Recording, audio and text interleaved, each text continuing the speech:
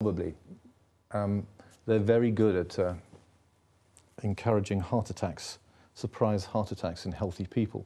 If someone drops dead of a heart attack, or in America dies in a plane accident, a politician who is anti the agenda, those are the sort of questions you need to ask.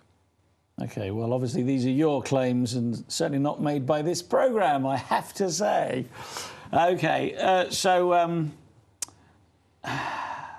Vicky says, I don't understand why there are always documents to show this stuff. If it is that powerful, why bother leaving evidence?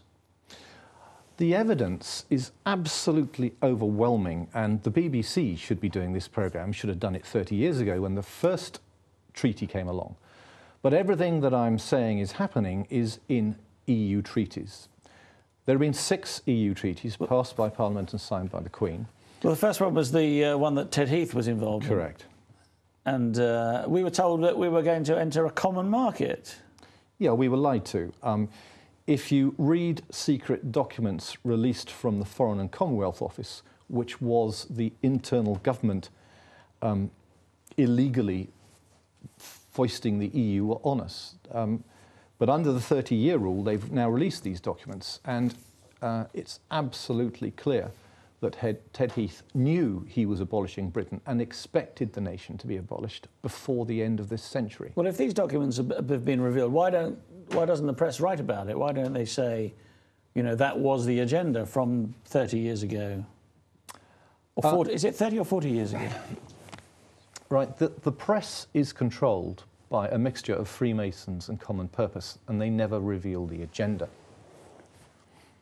But these documents, you know, they've all got numbers like FCO 30/1048 and FCO 26/1212. That's what, Foreign and Commonwealth Office or something? Correct, yeah. These documents reveal exactly what the government was doing, like they were trailing Enoch Powell and getting advance copies of his speeches and ridiculing him in public, making him look ridiculous. And you know, they were tracking the anti-common market lead. They had civil servants writing into newspapers pretending they were members of the public, lauding the EU. So they spent a total of £461,000 on this campaign to deceive the public, a disinformation campaign. How much? 461,000, according to FCO 30/1215. Well, this is 1976, is it? This sort of... No, this is 1970. So in today's money, you're probably talking about sort of 40 million. So we must assume that that campaign continued, because document FCO 26/1215 is a summary of everything that they did and how to do it better in the future. So we must assume, and they haven't released any more documents, that that campaign is still going today. And they must be spending 100 million on it to deceive us. Well, I mean, these are very serious claims. Let's look at... No, they're not claims. These are what government documents say. They're not my claims. These are stated by the government. But why would they release them then if they're so outrageous? Because they really thought that in 30 years' time it would all be done and dusted. Well, it's very, very nearly is, isn't it?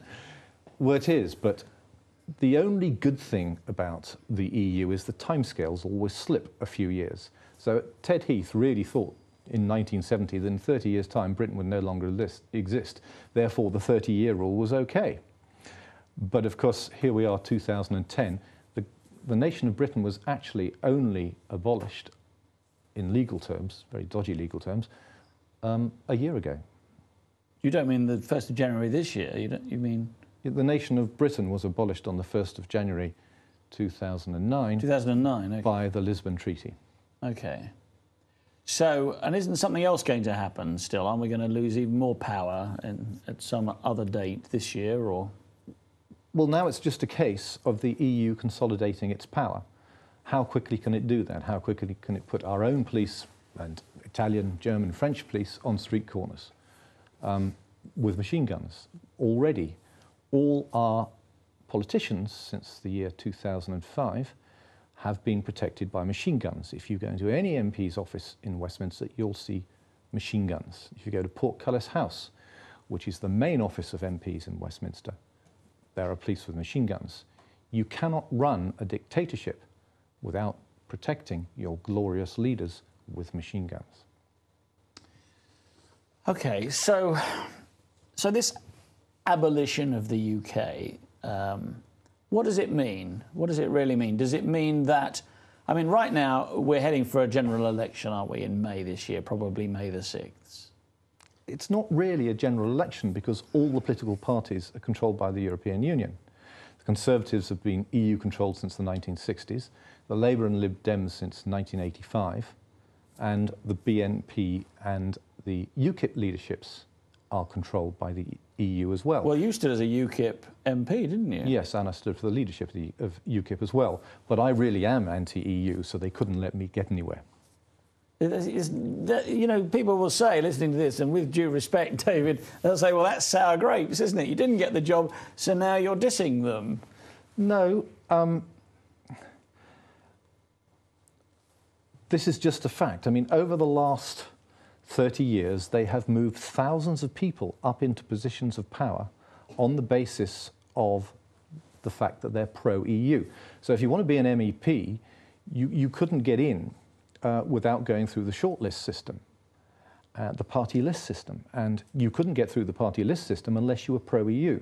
And that is how they got a majority of 138 MPs on the 21st of January 2008 for the Lisbon Treaty and to abolish this nation. And they only debated it for 2 weeks, and the Queen signed it into law on the 19th of June 2008, and the Lisbon Treaty abolishing our nation came into effect on the 1st of January 2009. Now you're asking, where do we go from here? Well, shall I just, do you mind if I go back into the past a bit? Not at all.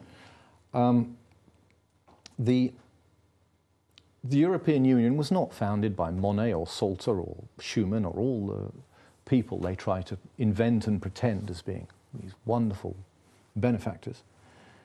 It was started off by Hermann Göring, who made a speech in 1940 establishing something he called the European Economic Community. And in 1942, there was the first conference of the EEC at Berlin University.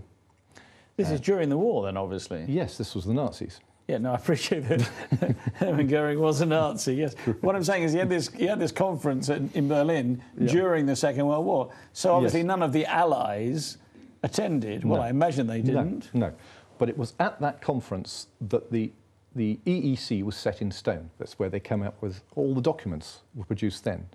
The common monetary policy, the common economic policy, the common fisheries policy, the common agricultural policy. The whole thing was set in stone at that conference in Berlin in 1942, and it hasn't changed since, except one thing.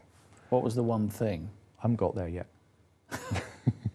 Okay. In 1943, von Ribbentrop held the first summit of the European Union. He was a German chancellor, wasn't he? Or yes, deeply involved with Nancy Astor and the royal family, our royal family. At the Gotha Saxe-Coburgs. Correct. Otherwise known as Windsor. Correct. The Germans. So 13 nations, not us, attended the first summit of the EEC in Germany under von Ribbentrop.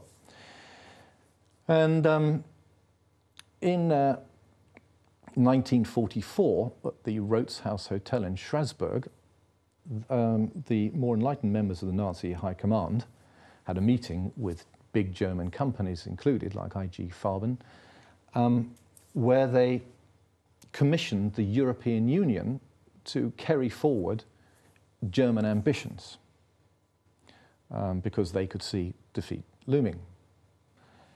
And Hitler himself commissioned the Deutsche Verteidigungsdienst Intelligence Department to control future development of the European Union. And in 1946, that one change you wanted to know about, you couldn't sell Nazism to anyone in 1946, so they switched the European Union from a Nazi to a communist basis, and it's been communist ever since. And in 1958, Ted Heath, Geoffrey Rippon,